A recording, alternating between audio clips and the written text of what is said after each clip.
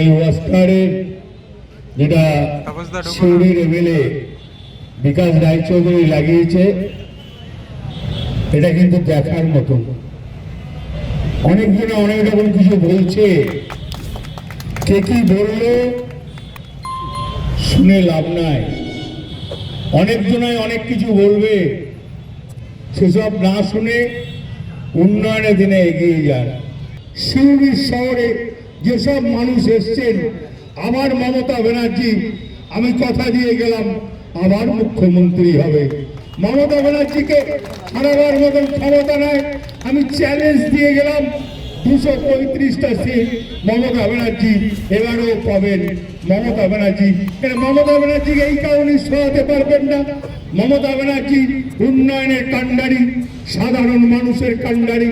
সোনার গহনায় গল্প বলে যাওয়া ভরত জুয়েলার্স, অনুপম স্পর্শে।